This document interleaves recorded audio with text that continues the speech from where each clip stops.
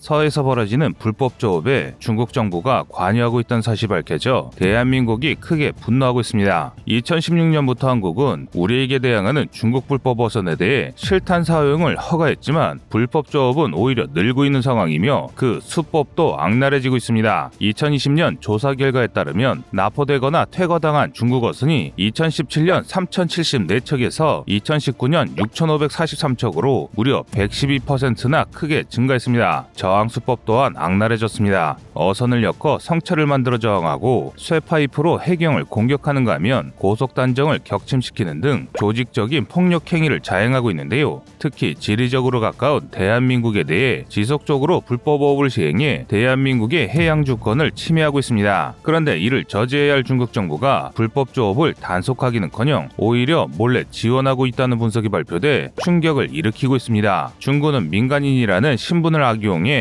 군의 지원을 받는 준 군사 조직을 몰래 지원하고 있는데요. 이들은 불법 조업뿐만 아니라 첩보활동, 모기 배치와 같은 군사적 행동을 자행하는 등 사실상 중국의 지시를 받고 행동하고 있습니다. 사실 이들의 행위는 해적과 다를 바가 없습니다. 이에 국내 여론은 러시아의 사례와 같이 불법 조업에 단호히 대처해 다시는 도발하지 못하게 해야 한다는 것이 이들의 주장입니다. 이 때문에 우리 군 당국이 움직였습니다. 현재 우리의 변화된 움직임으로 중국이 적지 않은 충격을 먹은 모양새인데요. 이제 대한민국을 얕봤다가는 어선이라 자칭하는 중국 공작선들을 전부 잃어버릴 수 있기 때문입니다. 그렇다면 대한민국이 준비한 무기가 대체 무엇이길래 중국이 이렇게 경악하는 것일까요? 그래서 준비했습니다. 오늘은 새롭게 급부상하고 있는 국산 유도 로켓 비룡과 비궁에 대해 알아보겠습니다.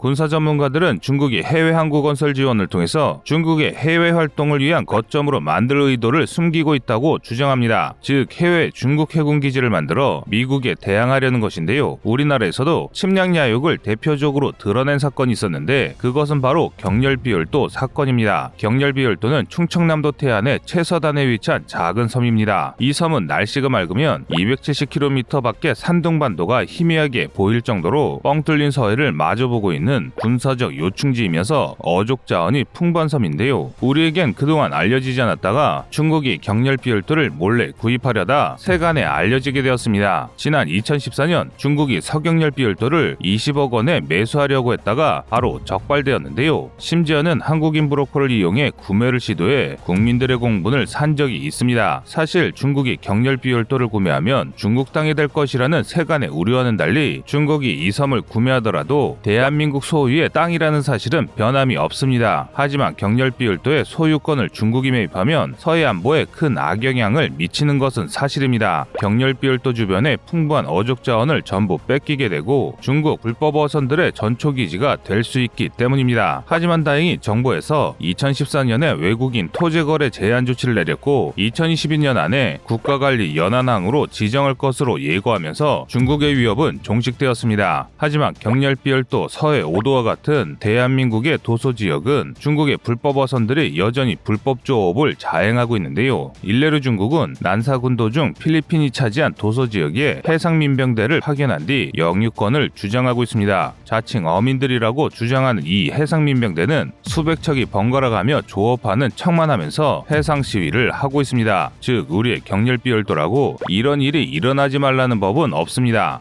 만약 우리가 조금만 한눈을 파면 수백 척의 자칭 어선들이 우리 어장을 싹쓸이하면서 우리 영토까지 빼앗아가는 어이없는 참사가 일어날 수도 있습니다. 그런데 여기서 더 경악스러운 것은 중국은 아주 치졸한 전략으로 대한민국의 해역을 무단 침입하고 있습니다. 바로 자신들의 조업어선을 중국의 세력 강화를 위한 수단으로 사용하고 있기 때문입니다. 이것을 일명 회색지대 전략이라고 하는데요. 쉽게 말해 한국과 중국의 이이지 베타 경제 수역을 군함이 아닌 무늬만 민간 어선을 투입해 한국의 해역을 무단 침입하는 것입니다. 여기서 이들이 구사하는 회색지대 전략이란 전쟁과 평화 사이의 애매함을 악용해 선을 넘지 않는 도발 행위로 상대방의 판단을 지연시키는 전략입니다. 회색지대 전략은 전쟁을 유발하지 않는 선에서 통해서 일방적인 이득을 취할 수 있어 중국이 자주 사용하는 전략 중 하나인데요. 특히 공해와 배타적 경제 수역의 중간 지역에서 불법 조업을 통해 해역을 자신들의 세력권으로 두려는 것이 바로 중국의 의도입니다. 현재 중국은 불법 조업 어선을 지원하기 위해 해상민병대라는 조직을 적극 활용하고 있는데요. 해상민병대는 1950년대부터 활약한 조직으로 평시에는 어업에 종사하다가 필요시 물자 수송, 해상 시위 등 중국의 대변인 역할을 하고 있는 준 군사 조직입니다. 그리고 준 군사 조직이라고 절대 얕볼 만한 조직이 아닙니다. 해상민병대는 중국의 18에서 35세의 어민은 무조건 가입하게 되어 있기 때문에 그 인원이 무려 30만 명이 넘습니다. 사실상 중국의 어선 전부가 해상민병대 소속이라 할 수 있는데요. 한마디로 전 세계 바다를 누비는 중국 어선들은 중국의 첩보를 전하는 스파이들의 공작선이나 마찬가지입니다. 그러나 중국은 공식적으로 해상민병대의 운영을 부정하고 있습니다. 그러면서 또 한편으로는 해상민병대에게 꾸준히 지원하는 겉과 속이 다른 태도를 보이고 있습니다. 이처럼 중국의 든든한 비호를 받는 해상민병대는 불법 조업을 조장할 뿐만 아니라 군사적 행동에도 꺼리낌 없는 모습을 보이고 있습니다. 지난 2015년에는 미국 이지스 구축함이 남중국해에 진입하자 수백 척이 달려들어 이지스함을 압박하고 미 해군 함선의 움직임을 감시하는 등 노골적인 군사작전을 펼치기도 했는데요. 요새는 심지어 상선을 미사일로 무장시키고 있다는 사실이 밝혀져 전 세계가 충격에 빠지고 있습니다. 미국은 중국이 러시아의 클럭 K 미사일을 불법 복제한 잉지 18C를 개발했다고 발표했는데요. 잉지 18C를 컨테이너선에 탑재시켜 유사시 미 함대를 공격할 수단으로 사용할 것이라고 주장하고 있습니다. 잉지 18C는 사거리 1600km로 속도가 무려 마 3에 달해 근접거리에서 기습적인 타격을 할 경우 매우 위협적인 공격무기입니다. 또한 한 개의 컨테이너에 미사일 4발이 탑재가 가능해 대형 컨테이너선에 탑재할 경우 사실상 군용 함선으로 만들 수 있습니다. 이렇듯 중국은 민간인을 이용해서 해상에서 자신들의 세력권을 넓히기 위해 불법적인 일도 마다하지 않고 있습니다. 심지어 유사시에 공격할 수 있는 미사일까지 배치했다는 것은 자신들의 침략 야욕을 숨기지 않고 있음을 방증합니다. 이 때문에 국내에서도 중국의 해상 침범에 맞서 더 단호하게 대처해야 한다는 주장이 힘을 얻고 있습니다. 실제로 그런 사례가 몇 있습니다. 중국의 불법 어선에 대해 직접적인 공격무기를 사용하는 국가들은 중국의 불법 조업 횟수가 감소한 만큼 우리나라도 그들처럼 본보기를 보여야 한다는 것입니다. 이 때문에 한국 해군이 마침내 칼을 빼들었습니다. 늘어나는 중국의 해상 침범에 대응하기 위해 우리 해군은 2017년부터 신형 참수리 고속정을 취역시켜 불법 조업을 감시하고 있는데요. 특히 비룡 유도 로켓이 뛰어난 성능을 자랑해 세간의 이목을 끌고 있습니다. 비룡 유도 로켓은 연평도 포격 도발 이후 추진된 130mm 구령 유도 로켓의 해상 버전입니다. 사실 비룡은 참수리 고속정에서 사용하기에는 매우 훌륭한 공격무기입니다. 비룡은 구룡의 해상 버전이지만 유도 기능이 더욱 강화되어 탐색 능력과 타격 능력이 모두 뛰어난데요. 적외선 유도를 통해 함선을 추적하며 명중 능력을 보조하기 위해 GPS와 간성항법 장치를 추가한 업링크 유도 방식을 도입했습니다. 그 결과 20km 사거리 내에서 접근하는 다수의 적을 동시에 상대할 수 있게 되었습니다. 또 마하이의 빠른 속도로 표적을 향해 날아가며 200톤급 이하의 함선은 일격의 전투불능으로 만들 수 있습니다.